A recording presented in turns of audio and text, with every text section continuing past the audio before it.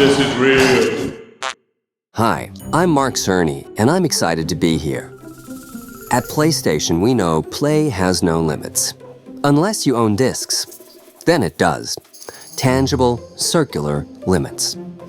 To reflect this, we've limited the supply of external disk drives over time and added a premium to the prices, which means we had to jack up the price of digital games to match, even though there are no pesky manufacturing costs involved like a disc, case, or original artwork. Also, you wouldn't complain about being charged a premium for your precious hard copies. You're welcome. Once upon a time, game devs and publishers were happy to make a couple $1,000,000 for a finished product. But the dreams of the developers are bigger than that, and the publishers are even bigger. And that leads to an aspect of modern gaming that we're all familiar with: blockbuster bloat. These days, just like the movies, games take a ton of money to get made. Only douchebags have that much ready money to invest, and they want it back with a hefty profit after. So suddenly, every game has to succeed. Bigly. And you have to listen to the douchebag's ideas. Now, every creative decision has to pass a committee to ensure maximum appeal to the largest number of possible audiences. Unfortunately, when appeal is your only goal, satisfaction often falls by the wayside. You might be thinking, you're right, modern games already look great. We don't need to pay $700 for better graphics. What we need is better stories, more creative gameplay, and more affordable games. We need passionate game developers who love the art of gaming, not just those driven by profit. I say, fuck that noise. It's not $700, it's $699. Bro, no one is holding a gun to your head. I'm sure an Xbox Series X will run GTA 6 at 60 FPS no problem. Just kidding. It won't run at 60 FPS on the PS5 Pro either. My point is, nobody is forcing you to buy this console, okay? This is for the 5% of gamers out there that have enough money to enjoy the deep background of their games. And yes, you'll have to upgrade your screen before you can appreciate it, and they will.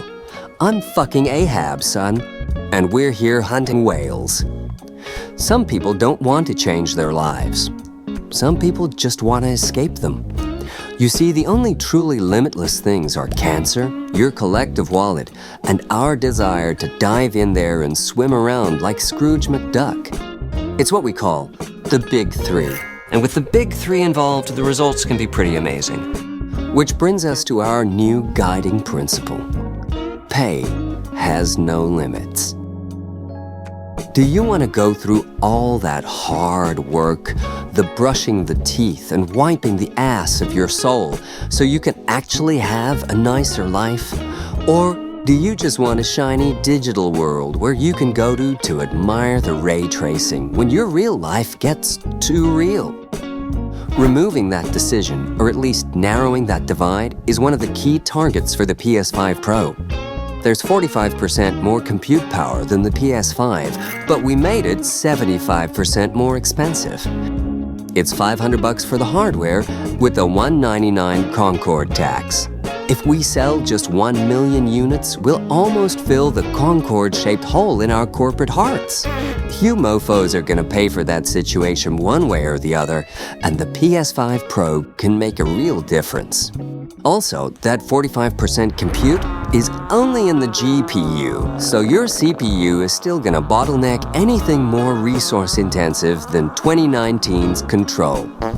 Speaking of, let me wrap this up by giving you a quick look at a number of games running on the new console.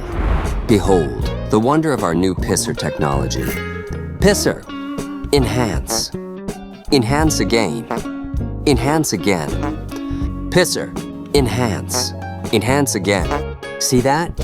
It's as crisp as a $699 bill, baby. Simply put, The PS5 Pro comes in at only $699. Sure, your disk drive is another $80. We always display it vertically in our advertising, so you're gonna want the vertical stand for another $30, and that's only $809 all in. We know it sounds like a lot of money just to fight consort Radan at a reasonable frame rate.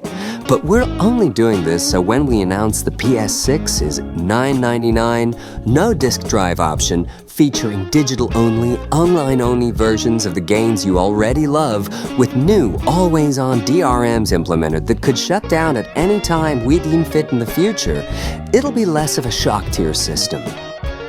You'll own nothing and be happy. Sony, for the payers. Power buttons sold separately. This is how you share your games on PS4. Thanks. Paystation. Oh boy, the good old days, am I right?